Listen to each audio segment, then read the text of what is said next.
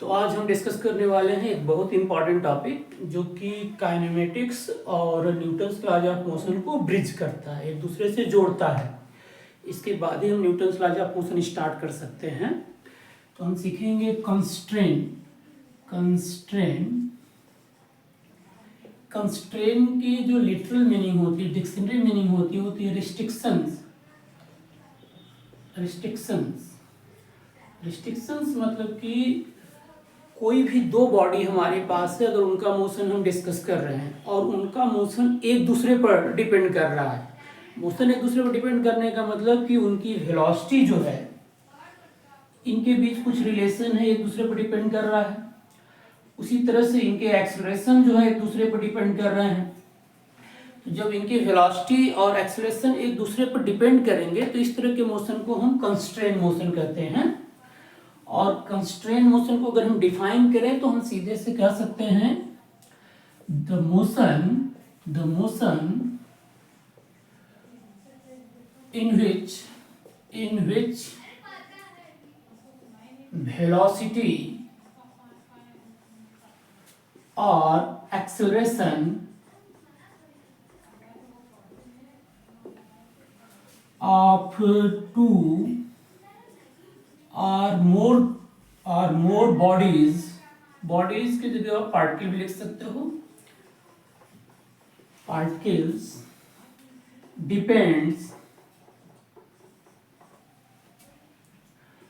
on each other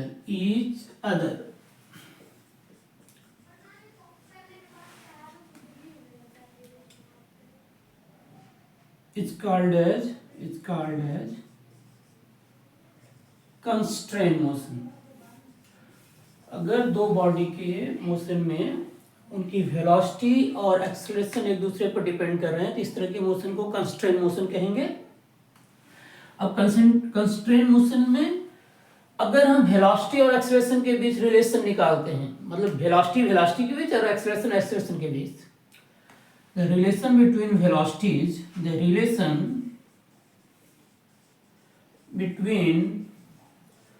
velocities of bodies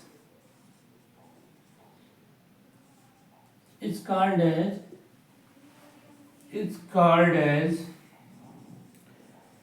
constraint relation। अब ये केवल वेलोसिटी नहीं, वेलोसिटी की जगह एक्सेलरेशन भी हो सकता है, यहाँ एक्सेलरेशन भी लिख सकते हैं हम। मतलब वेलोसिटी हो, एक्सेलरेशन हो, पोजीशन हो, इनके बीच जो रिलेशन निकालते हैं उनको हम कंस्ट्रेंट रिलेशन बोलते हैं। अब कंस्ट्रेंट रिलेशन हम डिस्कस करेंगे, उसके पहले हमारे पास कुछ एजम्पशंस हैं जो हम कंस्ट्रेंट रिलेशन डिस्कस करने से पहले हमें समझना चाहिए।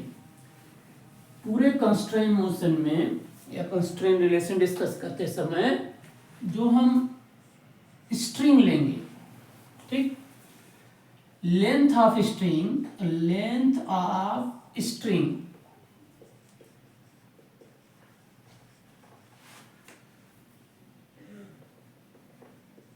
Does not change.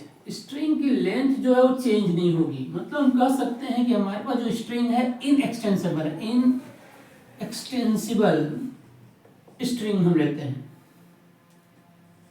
स्ट्रिंग दूसरा जो एजम्पशन हमारा है, जो हमारा स्ट्रिंग होना चाहिए मासलेस एंड फ्रिक्शनलेस स्ट्रिंग होना चाहिए। स्ट्रिंग हम जो लेंगे वो मासलेस और फ्रिक्शनलेस लेंगे। दूसरी चीज, अगर हम पुली लेते हैं तो ये भी मासलेस एंड फ्रिक्शनलेस पुली लेते हैं। ये बाय डिफॉल्ट ये एजम्पशन है जो पूरे हम कंस्ट्रेंट रिलेशन डिस्कस करते समय हम यूज करेंगे, इसमें कोई चेंज नहीं होगा। अब हम आते हैं कंस्ट्रेंट रिलेशन निकालते कैसे हैं ये समझते हैं। तो सपोज कर लो कि हम एक स्ट्रिंग ले लिए। अब स्ट्रिंग के दो एंड है, एक एंड ये है, एक एंड ये है। ये एंड अगर x1 मूव कर रहा है और ये इंड x2 मूव कर रहा है, ये इंड x1 मूव किया, ये इंड x2 मूव किया, तो अगर हम इलोंगेशन निकालें, इलोंगेशन ई की जो वैल्यू हो जाएगी x1, अगर सेंटर पॉइंट को हम ध्यान से देखें तो ये पॉइंट 1 जो है moving away from the centre, अगर away from the centre move कर रहा है तो ये लेंथ को इंक्रीज कर रहा है, तो इसके लिए हम प्लस x1 यूज करेंगे। और अगर हम सेकेंड पॉइंट को देखें तो ये मूविंग टुवर्ड्स द सेंटर, ये सेंटर की ओर मूव कर रहा है, तो इसके लिए हम माइनस x2 यूज करेंगे, क्योंकि ये लेंथ को बढ़ा रहा है, ये लेंथ को घटा रहा है, तो टोटल इलोंगेशन जो हमारा हो जाएगा वो x1 माइनस x2 हो जाएगा।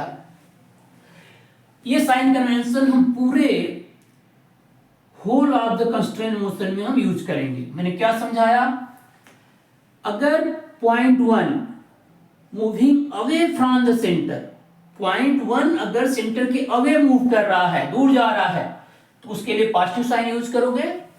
और कोई भी पॉइंट, जैसे ये दूसरा एंड है, ये मूविंग टुवर्ड्स द सेंटर अगर मूव कर रहा है तो इसके लिए हम निगेटिव यूज करेंगे। ये हमारा टोटल इलोंगेशन हो गया। अब फॉर इनएक्सटेंसिबल स्ट्रिंग, जैसा कि हमारे पास एजम्पशन पहले से है कि हमारी स्ट्रिंग इनएक्सटेंसिबल है, तो इलोंगेशन की वैल्यू 0 हो जाएगी। Now this is the x1 minus x2 equal to 0, x1 equal to x2। अगर हम इसको डेरिवेटिव इसका लें, हम x1 का और x2 का लें, तो ये हमारा x2 है। This implies that v1 equal to v2। कहने का मतलब कि जिस वेलोसिटी से ये पॉइंट मूव कर रहा है, सेम वेलोसिटी से ये पॉइंट मूव करेगा। यहाँ वेलोसिटी भी दोनों पॉइंट की क्या है, सेम है।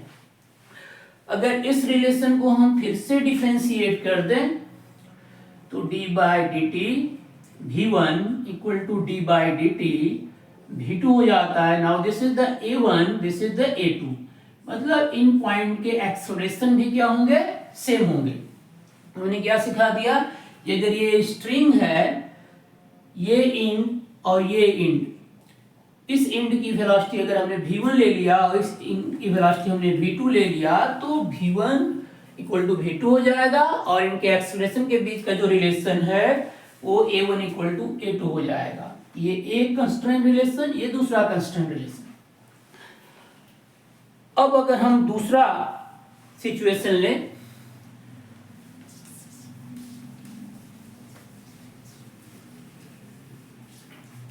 अगर सेकेंड सिचुएशन हम देखें, अगर हमारे पास ये स्ट्रिंग है, ये इंड और ये इंड, इस इंड को हम कहें इस डायरेक्शन में मूव कर रहा है, ये इंड इस डायरेक्शन में मूव कर रहा है।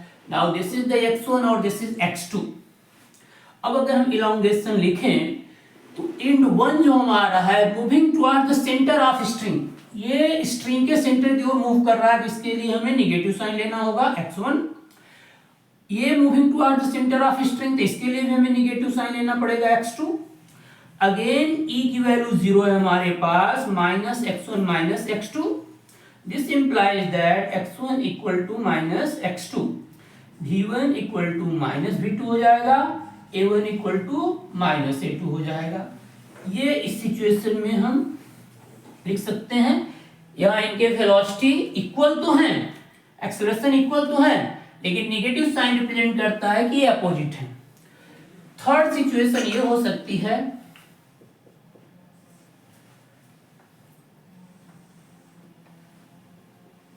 ये हमारा फर्स्ट इंड, ये हमारा सेकेंड इंड। पहले केस में फर्स्ट इंड इधर जा रहा था, ये इधर जा रहा था, दूसरे केस में ये इधर गया, ये इधर गया, तीसरे केस में दोनों को हम अवे कर लें, ये है, this is what x1, this is x2। अब अगर इलोंगेशन लिखें तो फर्स्ट इंड की हम बात करेंगे, first end moving away from the centre, then this is the x1। Second end moving away from the centre, this is x2। Elongation total 0 है, तो x1 प्लस x2 हो जाएगा। This is what v1 plus v2 0, v1 equal to minus v2 और a1 equal to minus a2। ये हमारे constrain relation है इनके बीच के। अब हम आते हैं सबसे सिंपल प्रॉब्लम पहले डिस्कस करेंगे कंस्ट्रेन का।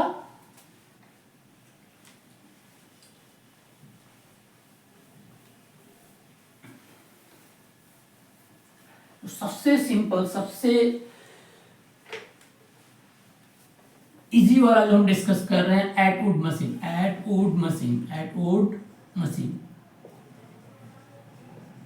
अब ये एटवुड मशीन क्या होता है? कुछ नहीं, सिंपल पुली जो है, सिंपल पुली के कॉन्सेप्ट को ही हम एटवुड मशीन बोलते हैं। एटवुड मशीन इसलिए बोला जाता था कि इसको एटवुड नाम के साइंटिस्ट थे, इन्होंने इसकी खोज की थी और कोई रीजन नहीं है।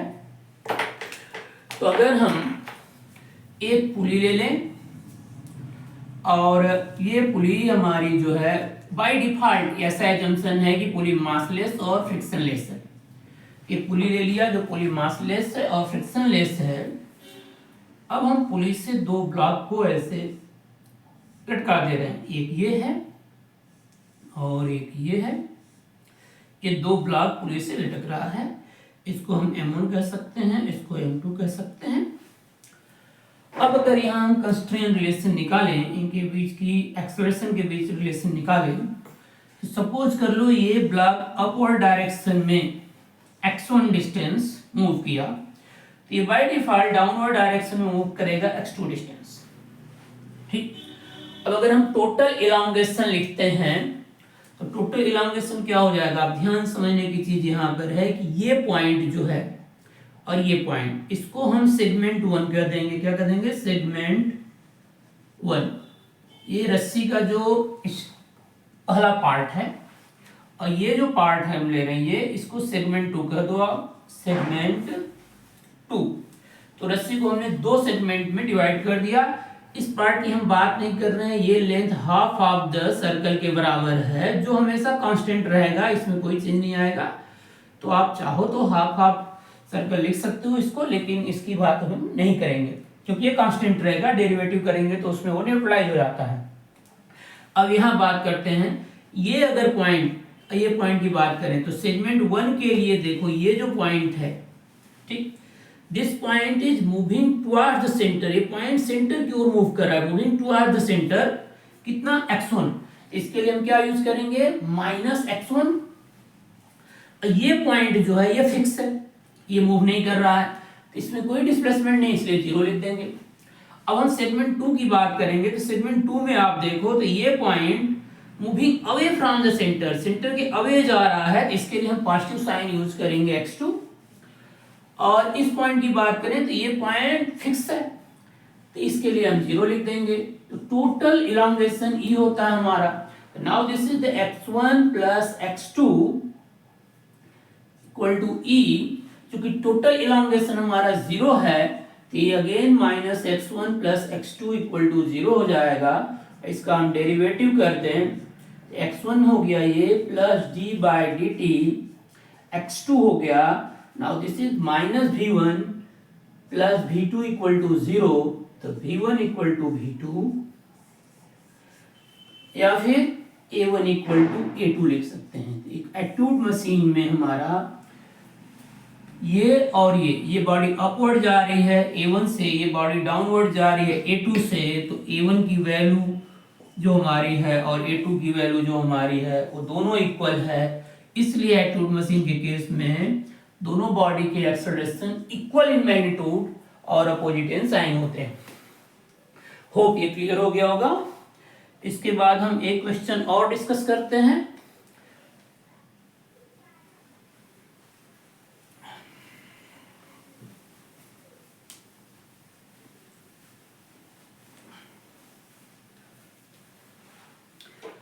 अब अगर हम एक पुली की जगह एक पुली और बढ़ा दें, ये देखो, ये हमने ब्लॉक ले लिया फर्स्ट और यहां से एक और पुली हमने जोड़ दिया और एक ब्लॉक ले लिया ये सेकंड, और यहां से एक ब्लॉक जोड़ दिया ये थर्ड किया मैंने, ये सेकंड और ये थर्ड। ठीक, अब इनके मोशन को अगर हम डिस्कस करें, इनका कंस्ट्रेन रिलेशन निकालें, तो सपोज कर लो ब्लॉक ए अपवर्ड जा रहा है x1 से, ब्लॉक 2 जो है डाउनवर्ड जा रहा है x2 से, ब्लॉक 3 जो है वो भी डाउनवर्ड जा रहा है x3 से। मे भी ये ऊपर जा सकता है नीचे जा सकता है, हम नहीं जानते। अगर हमने गलत ले लिया होगा तो साइन कन्वेंशन उल्टा आ जाएगा और कोई उसमें दिक्कत नहीं है, आप कहीं भी ले सकते हो। होप यहाँ आपको क्लियर होना चाहिए कि नीचे ही जाएगा, क्योंकि अगर इन दोनों को हम एक बॉक्स में बंद कर दें तो सपोज कर लो कि ये ब्लॉक अपवर्ड जा रहा है, टोटल पुली जो है वो डाउनवर्ड जाएगी। जब पुली डाउनवर्ड जाएगी तो फाइनली ये दोनों ब्लॉक इस पुली के रिस्पेक्ट में ये ब्लॉक हो सकता है अपवर्ड जा रहा हो और ये ब्लॉक डाउनवर्ड जा रहा हो, लेकिन इस पुली के रिस्पेक्ट में फाइनली ये नीचे ही जाएंगे। और अगर न्यूमेरिकल वैल्यू कैलकुलेट करने पे नीचे नहीं जा रहा होगा तो वैल्यू उसकी निगेटिव आ जाएगी, तो हमारे जंक्शन की अपोजिट हो जाएगा, उसका कोई इशू नहीं। तो हम इसको डिस्कस करेंगे कि हम इसके कंस्ट्रेंट रिलेशन को कैसे निकाल सकते हैं। ये सिचुएशन हमारी है। तो हम पहले स्ट्रिंग के लिए लिखेंगे फॉर फर्स्ट फॉर स्ट्रिंग 1। अब स्ट्रिंग 1 में देखो तो यहाँ हमारा स्ट्रिंग 1 दो सेगमेंट में डिवाइडेड है। एक सेगमेंट ये हो गया, दूसरा सेगमेंट ये हो गया। तो पहले सेगमेंट की बात करें तो ये पॉइंट हमारा फिक्स है, तो इसके लिए 0 लिख देंगे। और ये पॉइंट जो है ये this point is moving toward the centre. अगर पॉइंट सेंटर की ओर मूव कर रहा है तो हम क्या लेते हैं, निगेटिव लेते हैं, तो -x1 लिख दिया। अब इस सेगमेंट की बात करें तो ये पॉइंट हमारा फिक्स है, तो इसके लिए 0 लिख दोगे आप।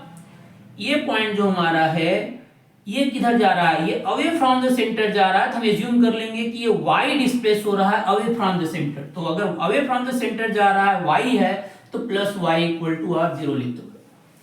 तो -x1 plus y equal to 0, तो x1 इक्वल टू y। एक रिलेशन ये मिल गया पहले स्ट्रिंग का, क्योंकि टोटल इलांगेशन हमारा पहले स्ट्रिंग में 0 है तो हमने 0 कर लिया, ये रिलेशन हमारा फाइंड आउट हो गया। अब हम सेकेंड स्ट्रिंग की बात करें, for second string for string 2। String 2 की अगर हम बात करें, ये वाले स्ट्रिंग की बात करें इसकी, तो ये पॉइंट देखो, this point is moving away from the centre, this point moving away from the centre of string.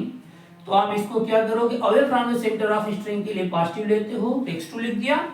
Now this point is not stationary, this point is moving, this point is moving toward the centre. देखो ये point, ये पूरा y नीचे आ रहा है ऐसे, ये point y नीचे की ओर जा रहा है, तो इसके सेंटर की ओर जा रहा है, सेगमेंट के सेंटर की ओर जा रहा है। इसके लिए हम क्या यूज करेंगे, -y।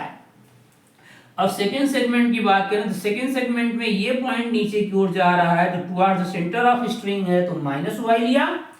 ये पॉइंट नीचे की ओर जा रहा है तो away from the centre of string है, तो हम प्लस x3 ले लेंगे।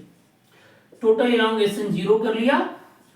Now this is the x2 minus 2y plus x3 equal to 0।